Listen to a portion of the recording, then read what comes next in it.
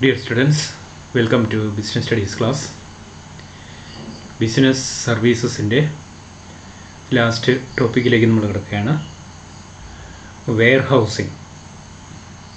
നമുക്കറിയാം warehouse എന്താണെന്ന് നമുക്കറിയാം, നമ്മൾ കണ്ടിട്ടുണ്ട്. ഇപ്പോൾ വെയർ ഹൗസ് എക്കണോമിക് ഡെവലപ്മെൻറ്റിന്, ബിസിനസ്സിൻ്റെയൊക്കെ ഡെവലപ്മെൻറ്റിന് വളരെ ഇമ്പോർട്ടൻ്റായ ഒരു ഫങ്ഷനാണ് വെയർ ഹൗസിങ്. നമുക്കറിയാം, നമ്മൾ റോ മെറ്റീരിയൽസ് ആണെങ്കിലും ഫിനിഷ്ഡ് ഗുഡ്സ് ആണെങ്കിലും അത് വാങ്ങി അപ്പോൾ തന്നെ ഉപയോഗിക്കുന്നതല്ല. അത് വാങ്ങി നമ്മൾ കുറച്ച് കാലം അത് വെയർ ഹൗസിൽ കീപ്പ് ചെയ്യണം. അപ്പോൾ നമ്മളിങ്ങനെ സൂക്ഷിച്ച് വെക്കുമ്പോൾ, ഇപ്പോൾ അരിയോ പല വ്യഞ്ജനങ്ങളോ നമ്മൾ FCID ഒക്കെ ഗോഡൗൺ കണ്ടിട്ടുണ്ടാവും. അപ്പോൾ ഗോഡൗണിൽ വെക്കുന്ന ഉൽപ്പന്നങ്ങൾ നമ്മൾ ചിലപ്പോൾ ഒരാഴ്ച കഴിഞ്ഞോ രണ്ടാഴ്ച കഴിഞ്ഞോ ഒരു മാസം കഴിഞ്ഞോ ഒക്കെ ആയിരിക്കും തിരിച്ചെടുക്കുന്നത്.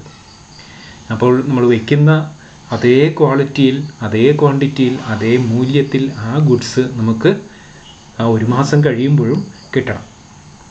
ഓക്കെ, നമ്മൾ ഗ്രൗണ്ടിലൊക്കെ വലിച്ചു കൂട്ടിയിട്ടാൽ എന്ത് പറ്റും? അത് കാറ്റടിച്ചും പൊടിയടിച്ചും മഴ പെയ്ത് മഴ നനഞ്ഞും വെയിലൊരിച്ചുമൊക്കെ അതിൻ്റെ ക്വാളിറ്റി നഷ്ടപ്പെടും, അതിൻ്റെ മൂല്യം നഷ്ടപ്പെടും, അതിൻ്റെ ഉപയോഗക്ഷമത കുറയും.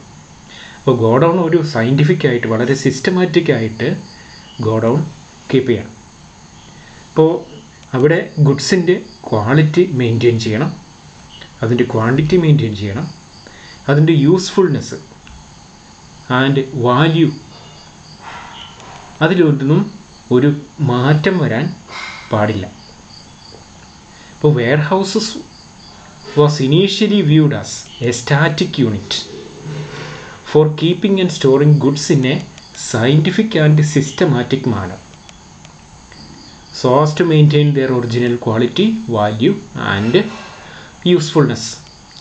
എലിയോ പാറ്റയോ മറ്റ് ചെള്ളു പോലത്തെ ജീവികളോ ഒന്നും കയറി ആ പ്രൊഡക്റ്റ് നശിപ്പിക്കാത്ത രീതിയിൽ ആണ് ഗോഡൗണിൻ്റെ കൺസ്ട്രക്ഷനൊക്കെ, അതിൻ്റെ ഡിസൈനൊക്കെ പ്ലാൻ ചെയ്യുക.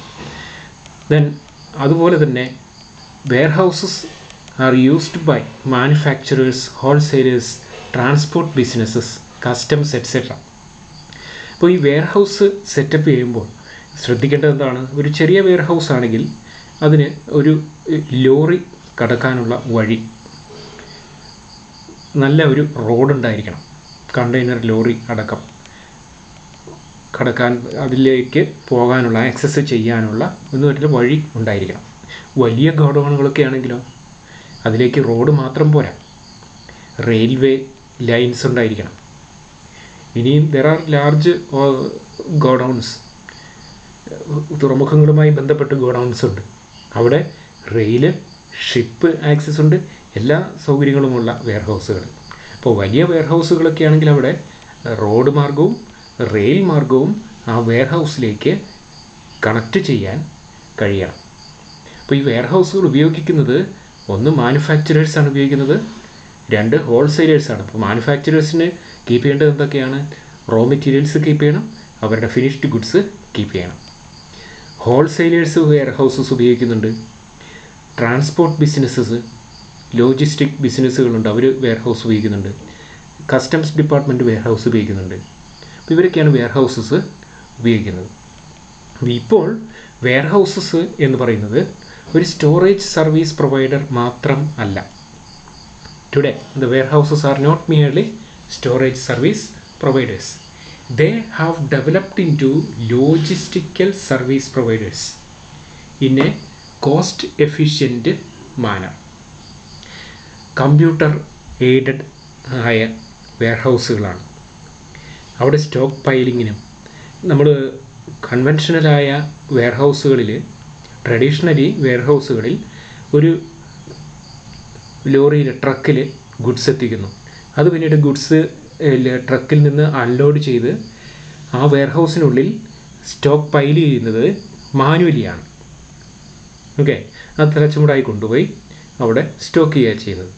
പക്ഷേ in the modern warehouses conveyor belt സൗകര്യങ്ങളുണ്ട്, ഫോർക്ക് ലിഫ്റ്റ് സംവിധാനങ്ങളുണ്ട്, കമ്പ്യൂട്ടർ എയ്ഡഡ് സ്റ്റോക്ക് പൈലിംഗ് സംവിധാനങ്ങളൊക്കെ ആധുനികമായ വെയർ ഹൗസുകളിൽ ഉണ്ട്. അപ്പോൾ കോസ്റ്റ് എഫിഷ്യൻ്റ് ആയിട്ട് ഗുഡ്സ് കീപ്പ് ചെയ്യാൻ ഈ ആധുനിക വെയർ ഹൗസുകളിൽ കഴിയും. Then there are different types of warehouses. അതിൽ first one is private warehouses. Private warehouses are operated owned or leased by a company handling their own goods such as retail chain stores or multi-brand multi-product companies. ഒരു shop, for example നമ്മുടെ Kanhangad national radio electronics, അവർക്ക് അവരുടെ godown ഉണ്ട്. അത് അവരുടെ സ്വന്തമല്ല. They leased, took godown on lease. അവിടെ അവർ സ്റ്റോക്ക് ചെയ്യുന്നുണ്ട്, ഗുഡ്സ് സ്റ്റോക്ക് ചെയ്യുന്നുണ്ട്. നമ്മുടെ ഷോപ്പിൽ കാണുന്ന ഗുഡ്സ് മാത്രമല്ല അവർക്കുള്ളത്, അവരുടെ വെയർഹൗസിൽ സ്റ്റോക്ക് ചെയ്തിട്ടുണ്ട്. ഇതുപോലെ വലിയ എല്ലാ ഷോപ്പുകൾക്കും അവരുടെ സ്വന്തം വെയർഹൗസുകൾ, ചെറുതാണെങ്കിലും വലുതാണെങ്കിലും അവർക്ക് വെയർഹൗസുകളുണ്ട്. ഇത്തരം വെയർഹൗസുകൾ അവരുടെ സ്വന്തം ഉൽപ്പന്നങ്ങൾ മാത്രമേ ഇവിടെ കീപ്പ് ചെയ്യുള്ളൂ.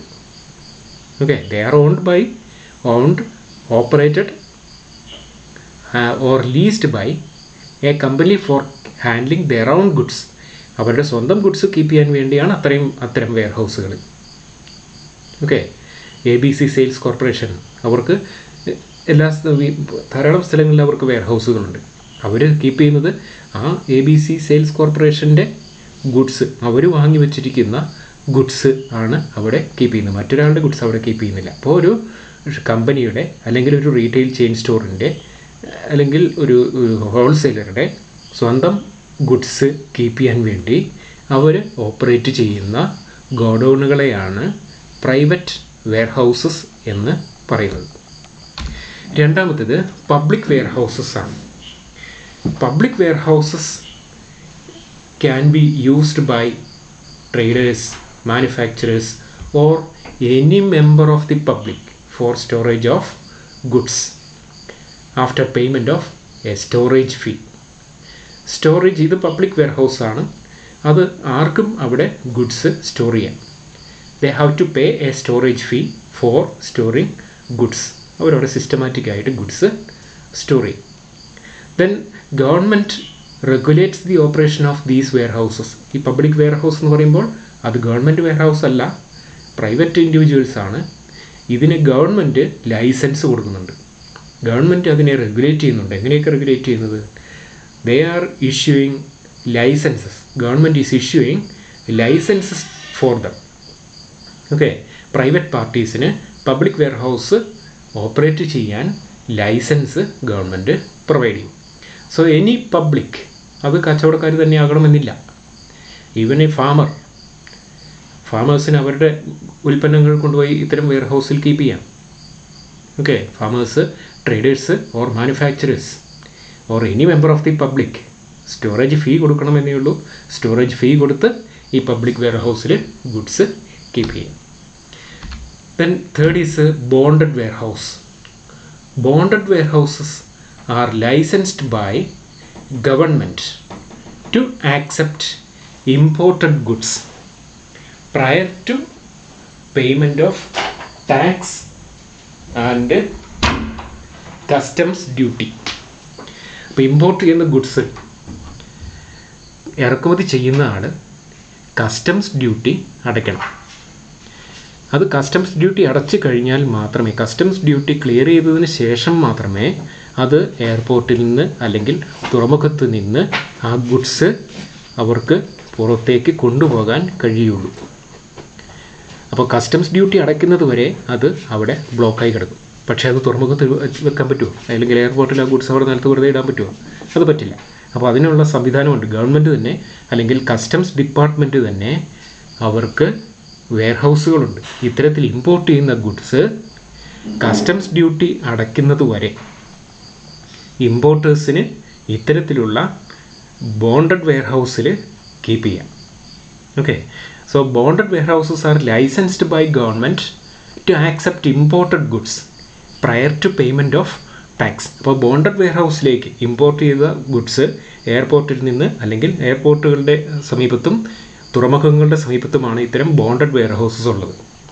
അപ്പോൾ തുറമുഖത്ത് ഇറക്കുമതി ചെയ്യുന്ന ഒരു ഗുഡ്സ് കസ്റ്റംസ് ഡ്യൂട്ടി അടയ്ക്കുന്നതിന് മുമ്പ് തന്നെ അത് ഈ ബോണ്ടഡ് വെയർഹൗസിലേക്ക് കൊണ്ടുപോയി അവിടെ കീപ്പ് ചെയ്യാം. Okay, bonded warehouses are licensed by government to accept imported goods prior to payment of tax and customs duty. Then these goods are imported from other countries. മറ്റു രാജ്യത്ത് നിന്ന് ഇറക്കുമതി ചെയ്തതാണ് ഞാൻ പറഞ്ഞു. So these goods are kept by customs authorities in bonded warehouses till customs duty is paid. Then ഇത്തരത്തിൽ bonded വെയർഹൗസിൽ വയ്ക്കുന്ന ഗുഡ്സിനെ they are set to be in bond. അത് അത്തരം ഗുഡ്സിനെ ഇൻ ബോണ്ട് എന്നാണ് പറയുക. അത് ബോണ്ടിലാണെന്ന് പറയും. Okay, these goods are set to be in bond. ഈ ബോണ്ടഡ് വെയർഹൗസസ് ചില ഫെസിലിറ്റീസ് പ്രൊവൈഡ് ചെയ്യുന്നുണ്ട്.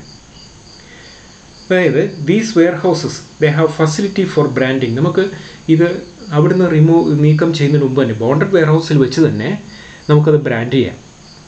ഇറക്കുമതി ചെയ്യുന്ന ഗുഡ്സ് നമുക്കത് ചെറിയ പാക്കുകളാക്കാം, അതിന് ബ്രാൻഡ് ചെയ്യാം, പിന്നെ ഗ്രേഡ് ചെയ്യാം, അതുപോലെ ആൻഡ് ബ്ലെൻഡിങ്. ഓക്കെ, നമ്മുടെ ലേബലൊക്കെ നമ്മുടെ കമ്പനിയുടെ ലേബൽ ഒട്ടിക്കാം, പ്രൈസൊക്കെ ഫിക്സ് ചെയ്യാം. Okay, even they can invite their buyers. അതിൻ്റെ ആ ഗുഡ്സ് വാങ്ങുന്ന കസ്റ്റമേഴ്സിനെ ആ ബോണ്ടഡ് വെയർഹൗസിൽ കൊണ്ടുപോയി ആ ഗുഡ്സ് കാണിക്കാം. അത് അവർക്ക് അവിടുന്ന് കസ്റ്റംസ് ഡ്യൂട്ടി അടിച്ച് ആ ഗുഡ്സ് അവർക്ക് വിൽക്കുകയും ചെയ്യാം. Okay, even without A place of business one importer can do business through bonded warehouse. Then importers may bring their buyers for inspection of goods. So it facilitates marketing of goods. അതുപോലെ ഈ import ചെയ്ത goods അത് ഇതുപോലെ pack ചെയ്ത് brand ചെയ്ത് export ചെയ്യാനാണെങ്കിൽ they can directly export these goods from bonded warehouse without paying customs duty. Okay, അപ്പോൾ ഇറക്കുമതി ചെയ്ത ഈ ഗുഡ്സ് മറ്റൊരു രാജ്യത്തേക്ക് കയറ്റുമതി ചെയ്യാൻ ഉദ്ദേശിച്ചതാണെങ്കിൽ അത് ഈ കസ്റ്റംസ് ഡ്യൂട്ടി അടയ്ക്കാതെ തന്നെ they can export. Okay, so these are the facilities provided in the bonded warehouse. ഇപ്പോൾ ബോണ്ടഡ് വെയർഹൗസ് എന്ന് പറഞ്ഞാൽ എന്താണ്? കസ്റ്റംസ് ഡ്യൂട്ടി അടച്ചാൽ മാത്രമേ ഇറക്കുമതി ചെയ്ത ഒരു ഉൽപ്പന്നം നമ്മൾ തുറമുഖത്തു നിന്ന് അല്ലെങ്കിൽ എയർപോർട്ടിൽ നിന്ന് പുറത്തേക്ക് കടത്താൻ പറ്റുള്ളൂ. കസ്റ്റംസ് ഡ്യൂട്ടി അടയ്ക്കാതെ അത് പുറത്തേക്ക് കടത്താൻ കഴിയില്ല. ഓക്കെ, അങ്ങനെ കടത്തിയാൽ കസ്റ്റംസ് അതോറിറ്റീസ് പിടിച്ചു കഴിഞ്ഞാൽ ആ ഗുഡ്സും പോകും, അതിൻ്റെ ഉയർന്ന ഫൈൻ ഈടാക്കും, ജയിലിലടയ്ക്കും. ഓക്കെ, നിയമ നടപടികളിലേക്ക് കടക്കും. അപ്പോൾ കസ്റ്റംസ് ഡ്യൂട്ടി അടയ്ക്കാതെ ഗുഡ്സ് പുറത്തേക്ക് കടത്താൻ കഴിയില്ല. അങ്ങനെ കടത്തുന്നതിനാണ് കള്ളക്കടത്ത് എന്ന് പറയുന്നത്. അപ്പോൾ കസ്റ്റംസ് ഡ്യൂട്ടി അടയ്ക്കുന്നത് വരെ ഗുഡ്സ് കീപ്പ് ചെയ്യാൻ തുറമുഖങ്ങളിലും എയർപോർട്ടിന് സമീപവും ഒക്കെയുള്ള വെയർഹൗസ് ഫെസിലിറ്റിയാണ് ബോണ്ടഡ് വെയർഹൗസ് എന്ന് പറയുന്നത്. ഇപ്പോൾ ബോണ്ടഡ് വെയർഹൗസിൽ ഉള്ള ഗുഡ്സിനെ ഇൻ ബോണ്ട് എന്നാണ് പറയുക, goods in bond. Okay, then next is a government warehouse. Government warehouses are fully owned and managed by government. പൂർണ്ണമായും ഗവൺമെൻറ്റിൻ്റെ ഉടമസ്ഥതയിലുള്ള വെയർഹൗസുകളാണ് government warehouses. Government manages them through organizations set up in the public sector. ചില public sector organisations വഴിയാണ് ഇത് operate ചെയ്യുന്നത്. Food corporation of ഇന്ത്യയുടെ warehouse നിങ്ങൾ കണ്ടിട്ടുണ്ടാവും. ഇല്ലെങ്കിൽ ഇനി എപ്പോഴെങ്കിലും ട്രെയിനിലൊക്കെ യാത്ര ചെയ്യുമ്പോൾ ശ്രദ്ധിക്കുക. മിക്ക റെയിൽവേ സ്റ്റേഷൻ്റെയും സൈഡുകളിലാണ് വെയർഹൗസ്. നമ്മുടെ തൊട്ടടുത്ത് നീലേശ്വരം റെയിൽവേ സ്റ്റേഷൻ്റെ സമീപത്ത് തന്നെ FCI ഗോഡൗൺ ഉണ്ട്. പയ്യന്നൂർ FCI ഗോഡൗണിലേക്ക് റെയിൽവേ ലൈൻ ഇട്ടിട്ടുണ്ട്. ഇപ്പോൾ ഇവിടെയൊക്കെ FCI ഗോഡൗൺസ് ഉണ്ട്. Food corporation of India. മറ്റൊന്നാണ് സ്റ്റേറ്റ് ട്രേഡിംഗ് കോർപ്പറേഷൻ. മൂന്നാമത്തത് സെൻട്രൽ വെയർഹൗസിംഗ് കോർപ്പറേഷൻ. ഇതൊക്കെ ഗവൺമെൻറ് വെയർഹൗസസ് ആണ്. Then next cooperative warehouses. Cooperative warehouses are owned and operated by cooperative societies, okay, or agricultural cooperative societies. അവർ എന്തിനായിരിക്കും warehouse? They use these warehouses for keeping their own goods or for the members.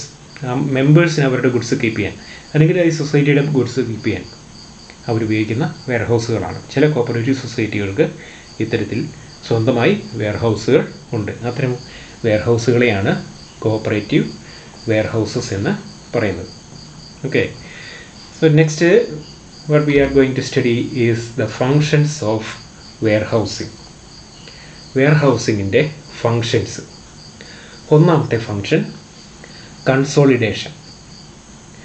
Consolidation means നമ്മളിപ്പോൾ suppose ഒരു ഉൽപ്പന്നം നമ്മൾ വ്യത്യസ്ത മാനുഫാക്ചറേഴ്സിൻ്റെ അടുത്തു നിന്ന് goods ഒരു ഗോഡൗണിലേക്ക് കൊണ്ടുവരുന്നു. അതിനെ നമ്മൾ ഗോഡൗണിൽ വെച്ച് കൺസോളിഡേറ്റ് ചെയ്യുന്നു. ഓക്കെ, അതിനെ നമ്മൾ കൺസോളിഡേറ്റ് ചെയ്യണം. ഡിഫറെൻറ്റ് പ്രൊഡക്ഷൻ പ്ലാന്റിൽ നിന്ന് വാങ്ങിയ ഉൽപ്പന്നങ്ങൾ ഗോഡൗണിൽ വെച്ച് ഒരു സിംഗിൾ ട്രാൻസ്പോർട്ടേഷൻ ഷിപ്മെൻ്റ് ആയിട്ട് കസ്റ്റമേഴ്സിന് ഡെലിവർ ചെയ്യുന്ന ഫങ്ഷനാണ് കൺസോളിഡേഷൻ എന്ന് പറയുന്നത്. ഓക്കെ, ഇപ്പോൾ ഫെർട്ടിലൈസേഴ്സൊക്കെ ആണെങ്കിൽ ഫെർട്ടിലൈസേഴ്സ്, കൃഷിക്ക് ഉപയോഗിക്കുന്ന വളങ്ങൾ, കൂട്ടുവളങ്ങളുണ്ട്, അതിനുപയോഗിക്കുന്ന യൂറിയ, പൊട്ടാഷ്, ഓക്കെ, ഇതൊക്കെ വ്യത്യസ്ത സ്ഥലത്തു നിന്ന് ഒരു ഗോഡൗണിലേക്ക് കൊണ്ടുവന്ന് ആ ഗോഡൗണിൽ വെച്ച് അത് മിക്സ് ചെയ്ത് അത് കസ്റ്റമർക്ക് വിൽക്കാം. അപ്പം ഇത്തരം ഒരു ഫങ്ഷനാണ് consolidation. In this function warehouse receives materials or goods from different production plants and dispatches the same to a particular customer on a single transportation shipment. Okay, ഇതാണ് കൺസോളിഡേഷൻ. രണ്ടാമത്തേത് break the bulk. Break the bulk means this warehouse performs the function of dividing the bulk quantity of goods received from production plants into small quantities. ഒരു production പ്ലാന്റിൽ നിന്ന്, plant എയിൽ നിന്ന് goods വാങ്ങുന്നു. ഈ ഗുഡ്സിനെ അവിടെ കൺസോളിഡേഷൻ വെയർഹൗസ് എന്നാണ് ചിത്രത്തിലുള്ളത്. അത് ബ്രേക്ക് ദ ബൾക്ക് എന്നാണ് അവിടെ വേണ്ടത് കേട്ടോ. Break the bulk.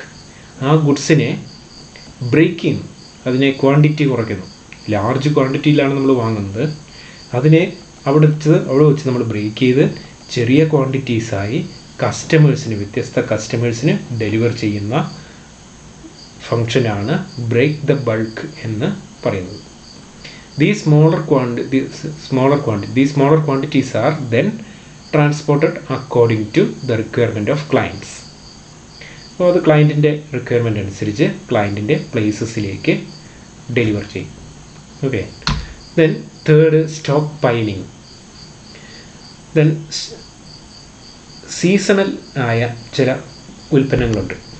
സീസണലായ ഉൽപ്പന്നങ്ങൾ, അംബ്രല്ല നമുക്കറിയാം, നമ്മൾ മഴക്കാലത്താണ് കുട ഉപയോഗിക്കാറുള്ളത്. പക്ഷേ മഴക്കാലത്ത് അല്ലാതെ പ്രൊഡ്യൂസ് ചെയ്യുന്നത്, may be through out the year they may be producing. അപ്പോൾ അത് നമ്മൾ വെയർഹൗസിൽ കീപ്പ് ചെയ്യണം. കശുവണ്ടി ഉള്ളത് ഒരു പർട്ടിക്കുലർ സീസണിലാണ്, പക്ഷേ പ്രൊഡക്ഷൻ, അതിൻ്റെ പ്രോസസ്സിങ് ആ സീസണിൽ മാത്രമായാൽ മറ്റ് സീസണിൽ കമ്പനി പ്രവർത്തിക്കാൻ കഴിയില്ല. അപ്പോൾ ഇതെന്ത് ചെയ്യണം? കശുവണ്ടി സീസണിലായ ഇത്തരം ഉൽപ്പന്നങ്ങൾ വാങ്ങി ഗോഡൗണിൽ കീപ്പ് ചെയ്യണം. Okay, without losing it's quality and value, usefulness ഒന്നും കുറയാതെ ഗോഡൗണിൽ കീപ്പ് ചെയ്യും. അപ്പം ഇങ്ങനെ ഇതിനാണ് സ്റ്റോക്ക് പൈലിംഗ് എന്ന് പറയുന്നത്. So next the warehousing is the seasonal storage of goods to a select business. Goods or raw materials which are not required immediately for sale or manufacturing are stored in warehouses. Immediate ആയിട്ട് വിൽക്കാൻ ആവശ്യമില്ലാത്ത ഉൽപ്പന്നങ്ങൾ. Okay, അതാണ് ഇത്തരം wear ഹൗസിൽ store ചെയ്യുന്നത്. അല്ലെങ്കിൽ മാനുഫാക്ചറിങ്ങിന് immediate ആയിട്ട് ഉപയോഗിക്കേണ്ടാത്ത റോ മെറ്റീരിയൽസ് പിന്നീടാണ് ഒരു മാസം കഴിഞ്ഞ് അല്ലെങ്കിൽ 2 മാസം കഴിഞ്ഞാണ് വേണ്ടതെങ്കിൽ അത്രയും കാലം അത് വെയർ ഹൗസിൽ കീപ്പ് ചെയ്യണം. ഈ റോ മെറ്റീരിയൽ ലഭ്യമാകുന്ന സമയത്ത് വാങ്ങി വെക്കുന്നതാണ്. അത് റോ മെറ്റീരിയൽ ആവശ്യം വരുന്നത് വരെ വെയർ ഹൗസിൽ കീപ്പ് ചെയ്യണം. അതിനാണ് സ്റ്റോക്ക് പൈലിംഗ് എന്ന് പറയുന്നത്. Next, value added services. Some value added services are provided by warehouses. അതിലൊന്നാണ് ട്രാൻസിറ്റ് മിക്സിംഗ്. വെയർ ഹൗസിലേക്ക് കൊണ്ടുവരിക. വെയർ ഹൗസിൽ നിന്ന് ഉൽപ്പന്നങ്ങൾ നേരത്തെ നമ്മൾ ആദ്യത്തെ ഫംഗ്ഷൻ പറഞ്ഞതുപോലെ കൺസോൾട്ടേഷൻ, അത് മിക്സ് ചെയ്യാം, അതിനെ പാക്കേജ് ചെയ്യാം, ലേബൽ ഒട്ടിക്കാം, ഓക്കെ, ഗ്രേഡ് ചെയ്യാം, okay, these functions can be performed in wear house. നമ്മുടെ പ്ലേസ് ഓഫ് ബിസിനസ്സിലേക്ക് കൊണ്ടുപോകേണ്ട ആവശ്യമില്ല. വെയർ ഹൗസിൽ വെച്ച് തന്നെ നമുക്കത് ബ്രേക്ക് ചെയ്യാം. അതിൻ്റെ ബൾക്ക് ക്വാണ്ടിറ്റി ഉള്ളത് ബ്രേക്ക് ചെയ്ത് കസ്റ്റമർക്ക് ആവശ്യമായ ചെറിയ ക്വാണ്ടിറ്റീസ് ആക്കി അതിനെ പാക്കേജ് ചെയ്ത് നമ്മുടെ കമ്പനിയുടെ ലേബലൊക്കെ ഒട്ടിച്ച് നമ്മുടെ സ്റ്റിക്കറൊക്കെ ഒട്ടിച്ച് അതിനെ ഭംഗിയാക്കി വീണ്ടും അതിനെ പാക്ക് ചെയ്യാം. Okay, these value added services are all provided by warehouses. ഇതിനാണ് നമ്മൾ വാല്യൂ ആഡഡ് സർവീസസ് എന്ന് പറയുന്നത്. ഇത്തരം പ്രവർത്തനങ്ങളൊക്കെ നമ്മുടെ ബിസിനസ്സിൽ കൊണ്ടുപോയി അവിടെ നിന്ന് തന്നെ ചെയ്യണം നിർബന്ധമില്ല. അപ്പോൾ ബിസിനസ്സിൽ വലിയ സൗകര്യങ്ങളില്ലെങ്കിലും ഒരു ഓഫീസ് മാത്രമേ ഉള്ളെങ്കിലും ഈ വെയർ ഹൗസിൽ വെച്ച് നമുക്ക് ഈ ബിസിനസ്സിൽ വെച്ച് ചെയ്യേണ്ട ഫങ്ഷൻസ് ഒക്കെ ചെയ്യാൻ കഴിയും. ഇതാണ് value added services. Then next is price stabilisation. Warehouse price സ്റ്റെബിലൈസേഷനെ സഹായിക്കും. അതെങ്ങനെയാണ്? അതായത് പ്രൈസ് എന്ന് പറയുന്നത് നമ്മൾ എക്കണോമിക്സിൽ പഠിക്കുന്നതാണ്. Price is related with demand and supply of goods. ഒരു ഉൽപ്പന്നത്തിന് ഡിമാൻഡ് കൂടുതലാണെങ്കിൽ അതിൻ്റെ വിലയും കൂടും. ഓക്കെ, ഡിമാൻഡ് കുറവാണെങ്കിൽ ഓട്ടോമാറ്റിക്കലി അതിൻ്റെ വിലയും കുറവായിരിക്കും. അതുപോലെ സപ്ലൈയും പ്രൈസും തമ്മിൽ ധാരാളം ഉൽപ്പന്നങ്ങൾ ഉണ്ടെങ്കിൽ ലാർജ് സപ്ലൈ ഉണ്ട്, ഡിമാൻഡ് അത്രയും ഇല്ല എങ്കിൽ പ്രൈസ് കുറയും. സപ്ലൈ കുറവാണ്, ഡിമാൻഡ് കൂടുതലാണെങ്കിൽ പ്രൈസ് കൂടും. അപ്പോൾ ഈ ഡിമാൻഡ് സപ്ലൈ അഡ്ജസ്റ്റ് ചെയ്യാൻ വെയർ ഹൗസ് സഹായിക്കും. ഇപ്പോൾ ഗുഡ്സിന് ഡിമാൻഡ് കുറവുള്ള സമയത്ത്